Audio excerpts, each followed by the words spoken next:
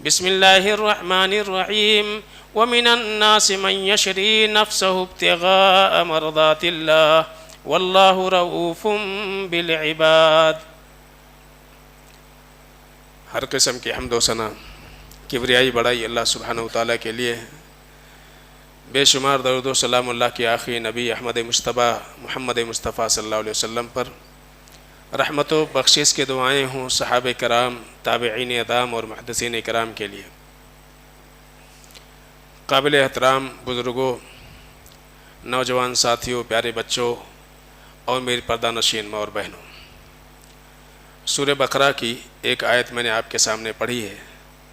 اسی کے تناظر میں آج کے اس خطبہ جمعہ میں اللہ رب العالمین کی رضامندی، اللہ کی خوشنودی اگر مل جائے تو اس کے فائدے کیا کیا ہیں، کچھ باتیں اس تناظر میں انشاءاللہ آپ کے سامنے رکھنے کی کوشش کی جائے گی۔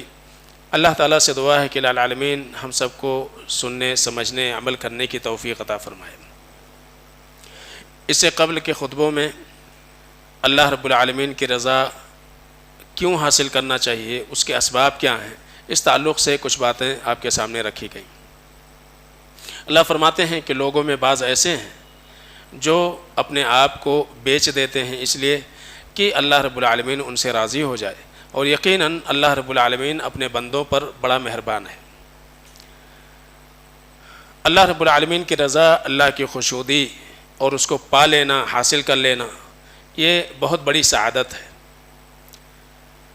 جنت میں جانے کے بعد جنتیوں کو ملے گا، اور اس دنیا میں اگر کسی گروہ کو اللہ رب العالمین کی رضامندی ملی تو وہ صحابہ کرام رضوان اللہ علیہم اجمعین ہیں۔ انہوں نے اپنی پوری زندگی اس میں کھپا دی، صرف کر دی کہ وہ اللہ رب العالمین کی رضا، اللہ کی چاہت، اللہ کی خوشنودی میں اپنی زندگی کو گزار سکیں۔ اور یہی وجہ ہے کہ اللہ تعالیٰ نے قرآن عزیز کے اندر ان کے ایمان کو، ان کے عمل کو، ان کے طریقہ کار کو آنے والے تمام لوگوں کے لیے معیار بنا دیا ہے، پیمانہ بنا دیا ہے۔ فَإِنْ آمَنُوا بِمِثْلِ مَا آمَنْتُمْ بِهِ فَقَدِ اهْتَدَوْا۔ اگر لوگ، اے میرے صحابہ، اگر لوگ تمہارے جیسا ایمان لائیں، ان کا ایمان تمہارے جیسا ہو، ان کا عقیدہ تمہارے جیسا ہو، اور ان کے اعمال اور اخلاق، ان کی سیرت، ان کا کردار تمہارے جیسا ہو، تو وہ ہدایت یافتہ مانے جائیں گے۔ فَقَدِ اهْتَدَوْا، تو انہیں ہدایت ملے گی، وہ سیدھے راستے پر مانے جائیں گے۔ تو اتنا بڑا مقام، اتنا بڑا درجہ اللہ تعالیٰ نے صحابہ کرام کو دیا کہ ان کے ایمان اور ان کی پوری زندگی کو لوگوں کے لیے پیمانہ بنا دیا۔ اللہ کے نبی صلی اللہ علیہ وسلم نے کہا تھا کہ اس امت کے 73 فرقے ہوں گے اور سارے جہنم میں جائیں گے سوائے ایک کے۔ جب صحابہ نے پوچھا کہ وہ ایک کون ہوگا تو اللہ کے نبی نے فرمایا ما انا علیہ الیوم واصحابی، آج کے دن میں اور میرے صحابہ جس عقیدے، جس منہج، جن اعمال کے اوپر ہیں، ان پر جو لوگ رہیں گے وہی لوگ کامیاب ہوں گے، انہی کو جنت ملے گی، وہی نجات یافتہ کہلائیں گے۔ تو اللہ کے رسول صلی اللہ علیہ وسلم نے بھی صحابہ کو ہی معیار بنایا، اور قرآن عزیز کی تفسیر جو بیان کی اللہ کے نبی نے یہی چیز کہ اللہ نے کہا کہ صحابہ جو ہے ایمان ہیں معیار میں، ایمان کا معیار ہے۔ اور اسی طرح سے اللہ کے رسول صلی اللہ علیہ وسلم نے بھی کہا کہ کامیاب گروہ وہ ہوگا، جنت میں جانے والے وہ ہوں گے جو صحابہ کرام رضوان اللہ علیہم اجمعین کے طرز عمل پر اپنی زندگی گزاریں گے۔ لیکن ہمیشہ یہ بات یاد رکھیے کہ صحابہ جیسا عمل، نبی جیسا عمل، یہ کرنا ذرا مشکل ہے۔ ان کے جیسے اعمال، ان کے جیسے عقائد اور ایمان میں مضبوطی اور استقامت اور ان کی جیسی قربانیاں، یہ ممکن ہی نہیں ہے کہ ہم کر سکیں، ان کے معیار کو ہم پہنچ سکیں۔ بلکہ اللہ کے رسول صلی اللہ علیہ وسلم نے صاف طور سے کہہ دیا تھا کہ میرے کسی صحابی کا ایک مٹھی بھر جو بھی اللہ کے راستے میں خرچ کرنا، اس پر جو اجر و ثواب اللہ رب العالمین نے انہیں دیا، جو مقام اور درجہ دیا، اگر تم احد پہاڑ کے برابر سونا بھی اللہ کے راستے میں خرچ کر دو تو اس مقام، اس درجے کو پا ہی نہیں سکتے ہو۔ تو ہم بالکل نہیں اس مقام تک پہنچ سکتے ہیں۔ اللہ کے رسول صلی اللہ علیہ وسلم نے خطاب کرتے ہوئے کہا تھا یا ایھا الناس، اے لوگو، انکم لن تستطیعوا ولن تطیقوا کل ما امرتکم بہ ولکن سددوا وقاربوا، اے لوگو، جو بھی اعمال اور جن کاموں کا میں تمہیں حکم دیتا ہوں، اللہ رب العالمین کے جانب سے جو کچھ تمہیں پیغام ملا ہے، لن تطیقوا، تم اس اعمال کو بعین ہی ویسے ہی جیسے اللہ اس کے رسول کو مطلوب ہے اس کو تم انجام نہیں دے سکتے، اس کی تم طاقت نہیں رکھ سکتے، ویسا تم نہیں کر سکتے ہو، لیکن ولیکن سددوا وقاربوا، لیکن کوشش تمہاری یہ کرنا ہونا چاہیے کہ تم ان اعمال کے اوپر باقی رہنے کی کوشش کرو اور ان مقام تک پہنچنے کی کوشش کرو۔ سددوا وقاربوا، صحیح طریقے سے اس کے قریب قریب پہنچنے کی کوشش کرو۔ تو ہمارا عمل اور ہمارا ایمان، ہمارا عقیدہ صحابہ کے جیسا تو نہیں ہو سکتا ہے، ان کے مقام کو ہم نہیں پا سکتے ہیں، لیکن کوشش ہماری یہ ہو سکتی ہے کہ جیسے انہوں نے اللہ رب العالمین کو راضی کرنے کے لیے جو کچھ کیا ویسا کچھ ہم کرنے کی کوشش کریں۔ آپ انفاق کے معاملے میں دیکھ لیں، اللہ کے رسول صلی اللہ علیہ وسلم نے تعاون کا اپیل کیا ہے، اور پورے گھر کا اثاثہ یا پوری جائیداد آپ کہیے جو کچھ اس وقت حضرت ابوبکر صدیق رضی اللہ تعالیٰ عنہ کے پاس تھا، لا کر کے اللہ کے رسول صلی اللہ علیہ وسلم کے قدموں میں ڈال دیا۔ اب ذرا بتائیے آج کے دور میں کوئی ایسا ہے جو اپنا سب کچھ اللہ کے راستے میں لا کر کے دے دے؟ کبھی کسی تعاون کے موقع پر، کسی اپیل کے موقع پر ممکن ہی نہیں ہے۔ یہاں تک کہ حضرت ابوبکر صدیق رضی اللہ تعالیٰ عنہ نے اپنے آدھے گھر کا جو پورا اثاثہ تھا اس میں سے آدھا لا کر کے دے دیا۔ یہ بھی نہیں ہو سکتا ہے، ممکن ہی نہیں ہے۔ ایک صحابی رسول رات بھر انہوں نے حمالی کا کام کیا، کھیتوں میں پانی دیا، اور اس کے بدلے 2.5 کلو، یعنی پوری رات کی محنت، 2.5 کلو ان کو کھجور ملی، آدھا گھر میں رکھا، آدھا اللہ کے رسول صلی اللہ علیہ وسلم کی خدمت میں لا کر کے ڈال دیا۔ میں کہتا ہوں ایک دن کی کمائی جو ہماری ہے، اس ایک دن کی کمائی میں سے آدھا دن کی بھی کمائی دینے پر کیا ہم راضی ہوتے ہیں؟ اتنا دینے کو ہم تیار ہوتے ہیں؟ کبھی کسی تعاون کے موقع پر، کسی دینی معاملات میں ہم اتنا دینے پر راضی ہوتے ہیں کیا؟ تو اللہ کے رسول صلی اللہ علیہ وسلم نے کہا انکم لن تطیقوا ولن تستطیعوا کل ما امرتکم بہ، اللہ اس کے رسول نے جتنے کاموں کا تمہیں حکم دیا ہے ویسا تمہارے لیے کرنا ممکن ہی نہیں ہے، تم کر ہی نہیں سکتے ہو، اتنی طاقت اللہ نے تم کو نہیں دی ہے۔ صحابہ کا معاملہ کیا تھا؟ وَلَكِنَّ اللَّهَ حَبَّبَ إِلَيْكُمُ الْإِيمَانَ وَزَيَّنَهُ فِي قُلُوبِكُمْ وَكَرَّهَ إِلَيْكُمُ الْكُفْرَ وَالْفُسُوقَ وَالْعِصْيَانَ، اللہ تعالیٰ نے ان کے دلوں میں ایمان کی محبت پیدا کر دی تھی، ایمان کو ان کے دلوں میں سزا دیا تھا، گناہوں کے تعلق سے ان کے دلوں میں نفرت پیدا کر دی تھی۔ یہ اللہ کا خاص فضل تھا اس گروہ کے اوپر۔ تو ہماری کوشش یہ ہونی چاہیے کہ ٹھیک ٹھیک قریب ان اعمال تک پہنچنے کی ہماری کوشش ہو۔ اور آپ دیکھیں صحابہ کرام رضی اللہ علیہم مجمعین، جان کی بازی لگا دینا یہ کوئی معمولی بات نہیں ہے۔ غزوہ بدر کا موقع ہے، حضرت عمیر بن حمام رضی اللہ تعالیٰ عنہ، اللہ کے رسول صلی اللہ علیہ وسلم نے سب بندی کر لی تھی، مشرکین جو قریب آ گئے تھے ان کی سب بندی ہو گئی تھی۔ اللہ کے رسول صلی اللہ علیہ وسلم نے صحابہ کو خطاب کرتے ہوئے کہا قوموا الی جنت عرضها السماوات والارض، اب اس جنت کے لیے تم آگے بڑھو، ثابت قدمی کرو جس جنت کی چوڑائی آسمان و زمین کے برابر ہے۔ حضرت عمیر بن حمام رضی اللہ تعالیٰ عنہ کھڑے تھے اور انہوں نے کہا بخن بخن یا رسول اللہ، اے اللہ کے رسول صلی اللہ علیہ وسلم کیا خوب کہا ہے آپ نے، کیا خوب کہا ہے۔ کہا کہ کیوں کہہ رہے ہو ایسا؟ تو حضرت عمیر بن حمام رضی اللہ تعالیٰ عنہ نے کہا کہ رجاء ان اکون من اہلھا، اے اللہ کے رسول صلی اللہ علیہ وسلم آپ نے کہا ہے کہ جنت کی طرف بڑھو، تو مجھے بھی ایک امید جگی ہے میرے دل میں کہ میں بھی جنتیوں میں شمار ہو جاؤں، میں بھی جنت والوں میں اپنا شمار کروا لوں، اس فہرست میں شامل ہو جاؤں۔ اللہ کے رسول صلی اللہ علیہ وسلم نے فرمایا فإنک من اہلھا، تم بھی جنت والوں میں سے ہو۔ یہ باتیں ہو گئیں۔ اس کے بعد ان کے پاس کچھ کھجور تھے، وہ نکالا، کھانے لگے، اور پھر یہ خیال آیا کہ اللہ کے نبی نے کہہ دیا کہ تم جنتی ہو، اور آپ نے کہا کہ جنت کی طرف دوڑو، تو اس نے لڑنا جنت میں داخل ہونے کے مترادف ہے، اور اس کے بعد وہ کھجور پھینکا اور شریک ہو گئے جہاد میں۔ اور وہ پہلے انصاری صحابی ہیں جو شہادت کے درجے پر فائز ہوئے، حضرت عمیر بن حمام رضی اللہ تعالیٰ عنہ۔ تو اللہ فرماتے ہیں ومن یشری ومن الناس من یشری نفسہ ابتغاء مرضات اللہ. وہ ایسے گروہ تھے, وہ ایسے لوگ تھے کہ انہوں نے اپنے آپ کا سودا کر لیا اس لیے کہ اللہ رب العالمین ان سے راضی ہو جائے, وہ اللہ کی رضامندی, اللہ کی چاہت, اللہ کی خوشنودی کو حاصل کر لے. یہ صحابہ کا معاملہ تھا. اللہ کے رسول صلی اللہ علیہ وسلم نے بیان فرمایا ذاق طعم الایمان من رضی باللہ ربا وبالاسلام دینا وبمحمد صلی اللہ علیہ وسلم نبیا. ایمان کی مٹھاس, ایمان کی چاشنی, ایمان کی حلاوت پا گیا وہ انسان جس کے اندر 3 صفتیں آ گئیں, 3 خوبیاں جس کے اندر آ گئیں. نمبر 1, اللہ رب العالمین کو بطور رب کے اس نے پسند کر لیا اور راضی ہو گیا.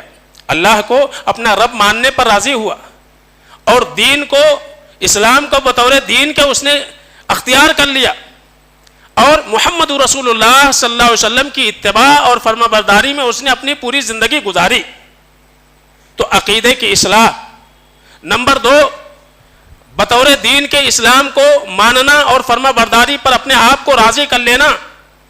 نمبر 3, محمد رسول اللہ صلی اللہ علیہ وسلم کی اتباع اور اطاعت میں زندگی گزارنا. صحابہ کرام رضوان اللہ علیہم اجمعین, انہیں دراصل ایمان کی چاشنی, ایمان کی حلاوت اور ایمان کی مٹھاس کا پتہ تھا, انہیں مل چکا تھا.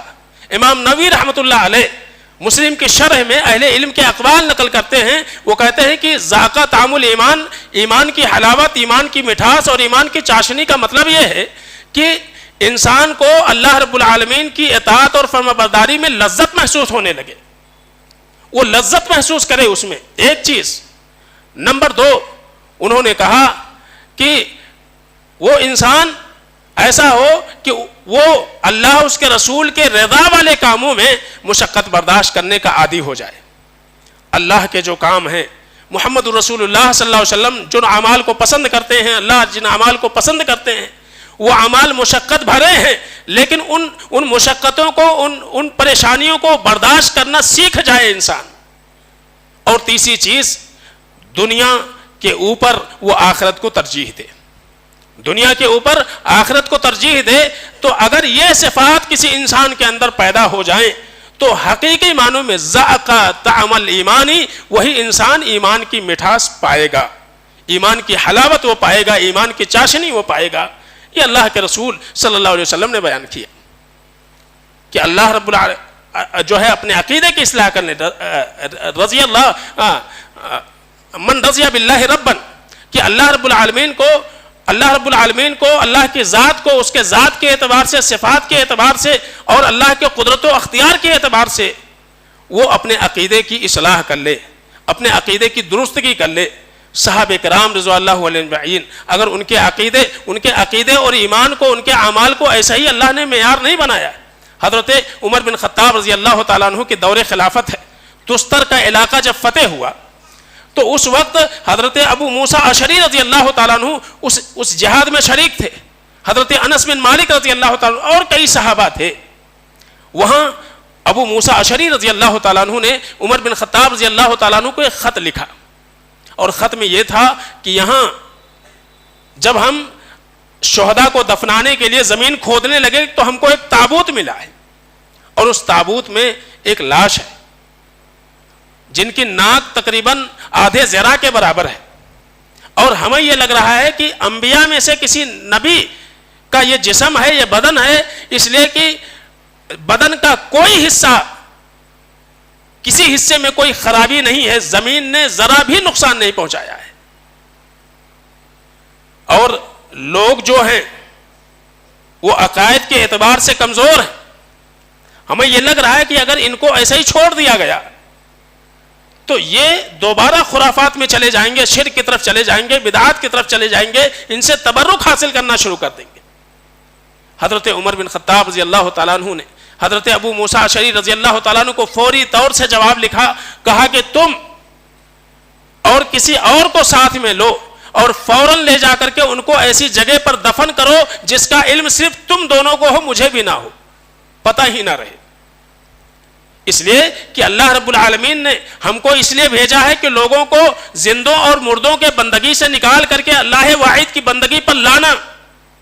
اور اگر انبیاء ہی وجہ بن جائیں لوگوں کے شرک اور لوگوں کے گمراہی کا, تو یہ سب سے بڑی ندامت ہوگی. تو اس لیے یہ چاہتا ہوں کہ اس لاش کو لے کر کے جاؤ اور ایسی جگہ پر دفن کرو جہاں پتہ بھی نہ ہو کہ کہاں دفن کیا گیا ہے. یہ صحابہ کا ایمان تھا. نہ صرف اپنے ایمان کی حفاظت کی فکر ان کو تھی بلکہ لوگوں کے ایمان اور عقیدے کا احساس بھی تھا. کوئی ایسا عمل کوئی ایسا کام نہ ان سے ہونے پائے جس کی وجہ سے لوگ دوبارہ شرک کے اندر اور شرک کی طرف لوٹ جائیں, گمراہی کی طرف آ جائیں. اور اسی طرح سے لوگوں کے ساتھ حسن معاملہ, لوگوں کے فکر اور اللہ رب العالمین کی عظمت کا احساس, یہ سارا وہ سارے وہ صفات تھے جو صحابہ کے دلوں میں اللہ رب العالمین نے رکھے تھے. حضرت ابو بکر صدیق رضی اللہ تعالیٰ عنہ ان کی دور خلافت میں ایک دن جمعہ کے خطبے میں صدقات اور زکوٰۃ کے کچھ اونٹ آئے ہوئے تھے. حضرت ابو بکر صدیق رضی اللہ تعالیٰ عنہ نے خطبہ جمعہ میں جمعہ کے بعد اعلان کیا کہ میں صدقات کے اونٹوں کو کل تقسیم کروں گا, جو بھی محتاج اور مستحقین ہوں گے ان کے درمیان میں تقسیم کروں گا, لیکن میرے جانب سے یہ اعلان ہے کہ اونٹ کے باڑے میں میری اجازت کے بغیر کوئی شخص نہ جائے. اب جیسے اللہ کے رسول صلی اللہ علیہ وسلم کے زمانے میں خواتین مسجدوں میں آیا کرتی تھی, اس زمانے میں بھی آتی تھی. ایک خاتون گھر پہ گئیں, ان کے شوہر جمعہ میں نہیں تھے اس دن, اور انہوں نے کہا کہ دیکھو امیر المومنین نے اعلان کیا, اونٹ دینے کا وعدہ کیا ہوا, تم تو جمعہ میں تھے نہیں, تو جاؤ ذرا لے کر کے آ جاؤ. اور وہ آخری بات انہوں نے بتانا مناسب نہیں سمجھا کہ انہوں نے کہا ہے کہ میری اجازت کے بغیر کوئی جائے گا نہیں. اب یہ گئے اور اس کے بعد جو ہے اپنے اعتبار سے ایک اونٹ انہوں نے دیکھا, اچھا لگا اور اس کو لے کر کے نکلنے لگے. حضرت ابوبکر صدیق رضی اللہ تعالیٰ عنہ وہ آ گئے اتفاق سے, انہیں خبر ملی, وہ آئے, انہوں نے دیکھا, غصہ آیا, لازمی غصہ آنا تھا, امیر المومنین تھے اور ان کے حکم کی مخالفت ہو رہی تھی. انہوں نے کہا تھا میری اجازت کے بغیر کوئی نہ لے یہاں سے کوئی چیز. انہوں نے وہ رسی جس سے اونٹ بندھا ہوا تھا اسی سے ہلکی سی مار ماری اس شخص کو اور ہٹا دیا وہاں سے اور اونٹ لے لیا. اب تقسیم کا جب وقت آیا اور تقسیم کرنے لگے, آخر میں حضرت ابوبکر صدیق رضی اللہ تعالیٰ عنہ نے کہا کہ میں نے جس شخص کو کل مارا تھا میں اس سے یہ کہتا ہوں کہ وہ آئے اور اپنا بدلہ مجھ سے لے, وہ آئے اور اپنا بدلہ مجھ سے لے. حضرت عمر بن خطاب رضی اللہ تعالیٰ عنہ کہتے ہیں کہ اے امیر المومنین ایسا کوئی طریقہ اور ایسی کوئی سنت جاری مت کرو, ورنہ کوئی بھی انسان اٹھ کر کے کبھی بھی کسی بھی امیر المومنین کو اٹھا کر کے اور اس سے اپنے حق کا مطالبہ کرنا شروع کر دے گا. ایسا کچھ مت کرو.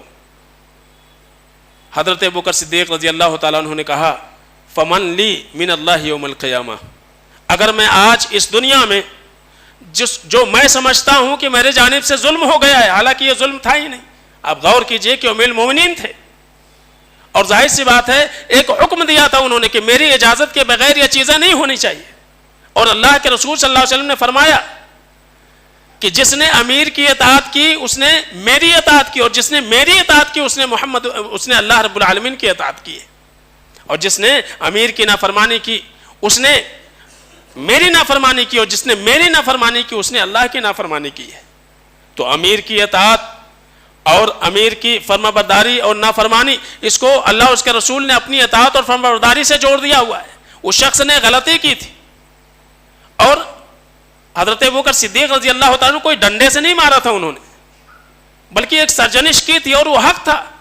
لیکن پھر بھی حضرت ابوبکر صدیق رضی اللہ تعالیٰ عنہ سوچنے لگے کہیں ایسا نہ ہو کہ قیامت کے دن اللہ رب العالمین اس پر بھی ہماری پکڑ کر لے, اس پر بھی ہمارا مواخذہ ہو. تو کہا فمن لی من اللہ یوم القیامہ, اے عمر بن خطاب قیامت کے دن اللہ رب العالمین سے مجھے کون بچائے گا؟ اگر اللہ نے پوچھ لیا, اللہ نے سوال کر لیا تو مجھے کون بچائے گا؟ لہذا عمر بن خطاب رضی اللہ تعالیٰ عنہ نے کہا امیر المومنین اگر آپ ایسا چاہتے تو پھر آپ اس انسان کو راضی کر لیں قبل اس کے کہ قیامت کے دن اللہ مواخذہ کرے, تو آپ راضی کر لو اس کو. حضرت ابوبکر صدیق رضی اللہ تعالیٰ عنہ نے نہ صرف ان کو ایک اونٹ دیا بلکہ اپنا ایک ذاتی چادر جو اچھا تھا وہ لا کر کے دیا, کچھ دینار بھی دیا, ان کے حوالے کیا اور کہا کہ میں تم سے معذرت چاہتا ہوں. تو یہ صحابہ کا معاملہ تھا. وہ بے محمد نبی, انہوں نے محمد رسول اللہ صلی اللہ علیہ وسلم کی اتباع اور فرمانبرداری کو اپنی زندگی پر نافذ کیا تھا. حضرت ابو رافع یعنی جن کا نام تھا عمر بن کعب رضی اللہ تعالیٰ عنہ, عمر بن کعب رضی اللہ تعالیٰ عنہ, ان کا ایک گھر تھا, دو گھر تھے, اور کسی وجہ سے وہ کہیں اور جا کر کے بس گئے تھے. ان کے گھر کے جو گھر انہوں نے چھوڑا تھا, اس گھر کے جو پڑوس میں رہتے تھے وہ حضرت سعد بن ابی وقاص رضی اللہ تعالیٰ عنہ تھے. ایک دن وہ آئے اور کہا کہ اے سعد, یہ گھر تم خرید لو, میں بیچ رہا ہوں. کہا مجھے نہیں ضرورت ہے. کہا لے لو, تم ہمارے پڑوسی ہو اس لیے میں تم کو پوچھ رہا ہوں. کہا کتنے میں دو گے؟ کہا ویسے تو مجھے اس کی قیمت 5,000 مل رہا ہے, 5,000 دینار. کہا میں نہیں دے سکتا 5,000 دینار, میرے پاس ہے ہی نہیں اتنا. میں دوں گا دونوں گھر کا 4,000 دینار اور کیش بھی نہیں دوں گا, تھوڑا تھوڑا کر کے آپ کو دوں گا, میرے پاس ہے ہی نہیں پیسے. دینا ہو تو دے دیجئے اور مت دیجئے. تو حضرت عمر بن کعب رضی اللہ تعالیٰ نے کہا کہ اللہ کی قسم اے کعب, میرا نقصان ہو رہا ہے. کہا 5,000 میں گھر, 2 گھر ہے, 5,000 میں جا رہا ہے اور تم 4,000 میں مانگ رہے ہو, بھی کیش نہیں دے رہے ہو. لیکن چلو, اللہ کے رسول صلی اللہ علیہ وسلم نے ایک بات کہی تھی, الجار احق بثقبہ, کہ پڑوسی جو ہے وہ پڑوسی کے چیزوں کا زیادہ حقدار ہے. تو مجھے غیر 5,000 دے رہے ہیں لیکن آپ پڑوسی کو کم دے رہے ہو. نبی کریم صلی اللہ علیہ وسلم کے فرمان پر عمل کرتے ہوئے کہ آپ میرے پڑوسی ہو اس لیے 1,000 اور برداشت کر لے جا رہا ہوں اور تمہارا ادھار بھی برداشت کرتا ہوں. یہ صحابہ کا معاملہ تھا. تو اللہ کے نبی نے فرمایا ذاق طعم الایمان من رضی باللہ ربا وبالاسلام دینا وبمحمد صلی اللہ علیہ وسلم نبیا. یہ اگر خوبی ہمارے اندر پیدا ہو جائے تو ایمان کی مٹھاس ملے گی. ایک موقع پر دوسری چیز اللہ کے نبی نے فرمایا تھا, یا ابا سعید من رضی باللہ ربا وبالاسلام دینا وبمحمد صلی اللہ علیہ وسلم نبیا وجبت لہ الجنہ. اے ابو سعید خدری, اگر یہ 3 خوبیاں لوگ اپنے اندر پیدا کر لیں, اللہ رب العالمین کو راضی کرنے کے فکر کر لیں, تو ان کے لیے جنت واجب ہے, وہ جنت میں داخل ہوں گے. یہ دوسرا فائدہ ہے. تیسرا فائدہ, اللہ کے رسول صلی اللہ علیہ وسلم نے فرمایا من التمس رضا اللہ بسخط الناس رضی اللہ عنہ وارضى الناس عنہ. اگر کوئی انسان لوگوں کی پرواہ نہ کرتے ہوئے صرف اللہ کو راضی کرنے کی کوشش کرے, اللہ کو خوش کرنے کی کوشش کرے, تو اللہ اس سے راضی ہو جائے گا اور لوگوں کو بھی اللہ اس سے راضی کر دے گا. تو یہ بڑا فائدہ ہے کہ ہم اپنے اعمال, اپنے عقائد اور اپنی زندگی کے معمولات اور مصروفیات کے ذریعے سے اللہ رب العالمین کی رضا کو چاہیں, اللہ کی خوشنودی کو تلاش کریں اور ہر وہ کام, ہر وہ اعمال انجام دیں جس سے اللہ اس کے رسول راضی ہوتے ہیں. اور چوتھی چیز اور چوتھا فائدہ یہ ہوگا کہ اللہ نے قرآن میں فرمایا یہدی بہ اللہ من اتبع رضوانہ. اللہ رب العالمین کی رضامندی کے طالب اور طلبگار ہی ایسے لوگ ہیں جن کو اللہ کے جانب سے رہنمائی ملتی ہے, ہدایت ملتی ہے. تو اگر اللہ کو راضی کرنے کی تڑپ اور طلب انسان کے اندر ہو تو اللہ رب العالمین کے جانب سے اس انسان کی رہنمائی بھی کی جاتی ہے, اسے راستہ دکھایا جاتا ہے, اور دین کے وہ معمولات, وہ اعمال جو انسان کے لیے اللہ کی رضا تک پہنچنے کا ذریعہ ہیں, وہ راستے اس کے لیے آسان کیے جاتے ہیں. تو یہ بنیادی طور سے 4 فائدے تھے کہ ہم اللہ رب العالمین کی رضا کو اگر پالیں تو ہمیں اس دنیا میں کیا کیا انعامات اللہ رب العالمین دے گا. لوگوں کی اللہ کی رضامندی کے ساتھ ساتھ لوگوں کی رضامندی اور لوگوں کے دلوں میں آپ کی محبت, آپ کا مقام, آپ کا مرتبہ اللہ بٹھا دے گا, اللہ کی جنت ملے گی. اور اسی طرح سے ایمان کی چاشنی اور ایمان کی حلاوت یہ انسان کو ملے گی, اس سے سرفراز. اور ساتھ ساتھ میں اللہ رب العالمین کے جانب سے جب تک زندگی اللہ نے رکھی ہے, اللہ رب العالمین کے جانب سے ہدایت اور رہنمائی کے اسباب بھی اس انسان کے لیے میسر کیے جائیں گے. اللہ رب العالمین سے دعا ہے کہ العالمین ہم سب کو تا زندگی جب تک اللہ نے زندگی دی ہے ایمان اور اسلام کے مطابق اپنی زندگی کو گزارنے کی الہ العالمین توفیق عطا فرمائے، تا زندگی ایمان پر رہنے کی اللہ توفیق عطا فرمائے، جو پریشان حال ہیں اللہ تعالیٰ ان کی پریشانی دور فرمائے، جو بیمار ہیں اللہ انہیں شفا عطا فرمائے، جو اس دنیا سے چلے گئے الہ العالمین ان کی مغفرت فرمائے، جو دنیا میں باقی ہیں الہ العالمین انہیں اپنی رحمتوں سے سرفراز فرمائے، الہ العالمین جب ہمارا خاتمہ ہو ایمان اور توحید پر ہو۔ بارک اللہ لنا ولکم فی القرآن الحکیم ونفعنا وإياکم بالآیات والذکر الحکیم، انہ تعالی جواد کریم ملک رؤوف رحیم۔